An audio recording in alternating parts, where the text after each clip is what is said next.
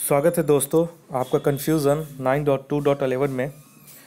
दोस्तों आज हम यहाँ एक बात करेंगे एक बीपीएससी से संबंधित एक बहुत ही महत्वपूर्ण सूचना के बारे में। जैसा कि आप सभी जानते हैं कि 64वीं बीपीएससी का जो पीटी का रिज़ल्ट निकला हुआ है उसमें बहुत भारी संख्या में प्रश्नों में और उसके आंसर की में बहुत ज़्यादा प्रॉब्लम है। और आयोग के द्वारा जो आंसर की प्रोवाइड किया गया है उसमें लगभग 15 क्वेश्चनों पर छात्रों का आपत्ति है, जिसे लेकर छात्रों ने अपना संघर्ष जारी रखा हुआ है। उसी के दौरान 1 अप्रैल को छात्रों ने बीपीएससी 64वीं पीटी के जो परीक्षा का जो परिणाम घोषित किया गया है और जो आंसर की दिया गया है उसके खिलाफ 1 अप्रैल को छात्रों ने बिहार बंद का आह्वान किया है दोस्तों। और ये विभिन्न न्यूज़पेपरों में आज के डेट में ये न्यूज़ छपी हुई है। तो देखिए उन्होंने कैसे संघर्ष किया और कैसे ये ऐलान किया है और इनमें किन किन लोगों का इनमें सपोर्ट है। और 1 अप्रैल को जो बिहार बंद का आह्वान किया गया है उसमें छात्रों की तरफ से कौन कौन सपोर्ट कर रहे हैं उसके कुछ फ़ोटोज़ हैं एंड वीडियोज़ हैं।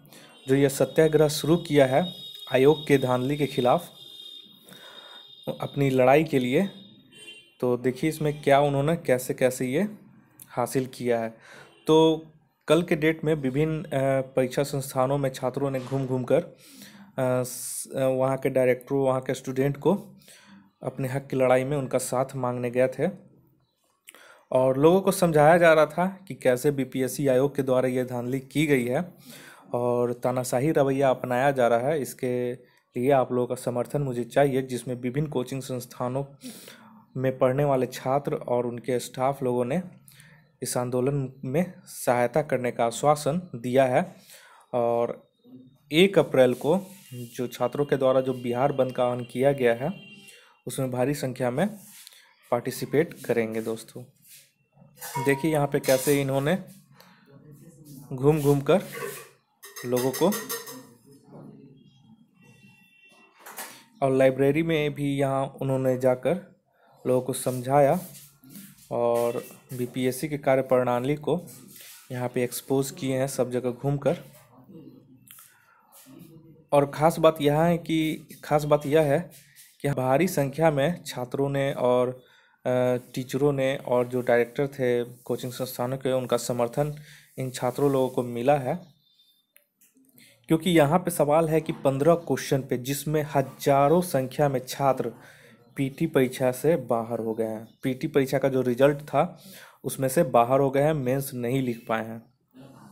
और ये गलती छात्रों का नहीं बल्कि आयोग का था, क्योंकि उसके जो एक्सपर्ट हैं ना तो एनसीईआरटी का डाटा मान रहे हैं और ना ही जो सरकारी बजट या फिर जो सरकारी जो नोटिफिकेशन निकलता है, जो सरकारी रिपोर्ट आती है उसमें जो डाटा दिया रहता है, ना ही उसका बात मान रहे हैं।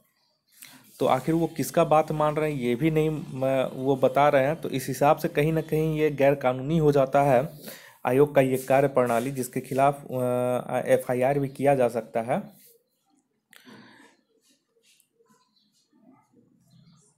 और यहाँ आप देख लीजिए कैसे छात्रों ने मेहनत की है, अपनी लड़ाई के हक के लिए आगे लड़ रहे हैं। और यहाँ पे देखिए कैसे समझाया जा रहा है लोगों को।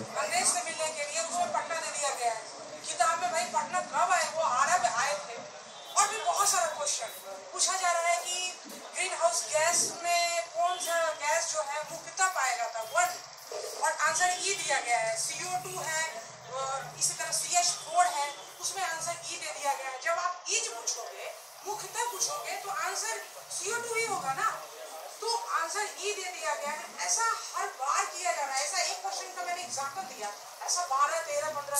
तो वो अभी मैंने सचिव से भी मिला, बीपीएससी सचिव से भी मिली, तो उन्होंने बोला कि देखिए मैडम हमारे एक्सपर्ट जो बोलेंगे वही सही होगा। तो बोले सर एक्सपर्ट बोलेंगे आपके तो एनसीईआरटी को क्यों लाए, उसको जला देते हैं हम लोग। वेबसाइट गवर्नमेंट का जो स्टैटिकल डाटा है महिला साक्षरता दर वो उससे मिल नहीं रहा है। तो मतलब कुछ भी रिजल्ट निकाल रहे हैं, तुक्का पे कोई मार दिया उसका रिजल्ट हो गया। मैं खुद भी, आप लोग को लगता होगा ऐसे घूमने वाली लड़की हूँ, ऐसा नहीं है। मैंने 60-62 में इंटरव्यू भी दिया है। इंटरव्यूअर को मेरी बात पसंद नहीं आई तो उन्होंने नहीं कम मार्क्स दिया, इसलिए मेरा नहीं हुआ। 63वीं में मैंने मेंस लिखा है, 64वीं में मैं पास कर गई थी, उनके कृपा से हम फेल हैं। तो यहाँ पे आप देख सकते हैं कैसे छात्रों ने अपनी बात रखी। और यहाँ पे ऐसा नहीं है दोस्तों कि जो छात्र घूम के ये स्ट्राइक कर रहे हैं वो ऐसा नहीं है कि पढ़ने लिखने वाले नहीं हैं। यहाँ पे आपने साफ देखा कि उनका हर एग्ज़ाम में वो इंटरव्यू तक पहुँच रही थी। और ये 64वीं में उनकी गलती नहीं थी, ये सही बात है, ये आयोग की ही गलती है जो टैलेंटेड लोगों को भी छांट दिया है। तो इस हिसाब से कहीं ना कहीं उन्हें दुख पहुंचेगा। और इसमें अगर ये सुधार करता है आयोग तो इसमें हजारों लोगों का रिजल्ट मेंस में फिर से दोस्तों आएगा, ये तो तय है। तो ये देखिए, और 1 अप्रैल को जो बिहार बंद का इन्होंने आह्वान किया है, 64वीं जो पीटी का रिजल्ट निकला हुआ है उसके खिलाफ, तो इसमें उम्मीद करते हैं कि 1 अप्रैल को छात्रों का भारी से भारी संख्या में इन लोगों को सपोर्ट मिलेगा दोस्तों। तो एक और न्यूज़ है वो देख लीजिए, पेपर में भी आज आ गया है। और पेपर का क्या न्यूज़ है यहाँ पे आप देख सकते हैं साफ साफ। यहाँ पे लिखा गया है कि बीपीएससी की 64वीं पीटी के परीक्षा के रिजल्ट में धांधली का आरोप लगाते हुए छात्रों ने तीसरे दिन भी हंगामा किया। नाराज छात्रों का आरोप है कि परीक्षा के रिजल्ट में 15 प्रश्न का उत्तर गलत दिए जाने और ई ऑप्शन रहते हुए 3 प्रश्नों को डिलीट करने से छात्रों के रिजल्ट पर काफ़ी प्रभाव पड़ा है। प्रश्न का उत्तर गलत का प्रूफ छात्र गृह सचिव अमीर सुबहानी से लेकर कई उच्च पदाधिकारियों को दी जा चुकी है, बावजूद परीक्षा का रिजल्ट कैंसिल नहीं किया। वहीं परीक्षा में धांधली का आरोप लगाते हुए आंदोलन का नेतृत्व कर रहे दिलीप कुमार ने कहा कि अगर सही मायने में बीपीएससी पीटी परीक्षा का रिजल्ट घोषित करने आदि मांग को लेकर 1 अप्रैल को बिहार बंद की घोषणा की गई है। इसमें हजारों की संख्या में छात्राएँ शामिल होंगे। तो दोस्तों 1 अप्रैल को इन्होंने बंद कर दिया। यहाँ पे देखिए कोचिंग वालों से जो मदद मांगी जा रही है उसका भी न्यूज़ आया है, जो मैंने आपको फ़ोटो के साथ अभी दिखाया था, ये भी वही न्यूज़ है दोस्तों। और जैसा कि है कि राज्य भवन मार्च भी किया है और एक ज्ञापन राज्य भवन को भी सौंपा गया है छात्रों के द्वारा। तो कहीं ना कहीं लेकिन सरकार पे फिलहाल तो कोई दबाव नहीं है, आयोग एकदम तानाशाही रवैया अपनाए हुए है। तो देखिए क्या होता है। वैसे तो जिस तरह का इतिहास रहा है आयोग का, उम्मीद कम है कि इस लड़ाई से कुछ हासिल होगा छात्रों को, क्योंकि इस तरह का तानाशाही रवैया अपनाया हुए है और हर बार छात्रों को जो न्याय मिला है वो सुप्रीम कोर्ट से ही मिला है दोस्तों, ना कि हाई कोर्ट से। तो उम्मीद कम है कि आयोग का जो तानाशाही रवैया है वो छात्रों के प्रति झुकेगा, उनको सपोर्ट करेगा छात्रों को, ऐसा मुझे कम उम्मीद लग रहा है आयोग के इतिहास को देखते हुए दोस्तों।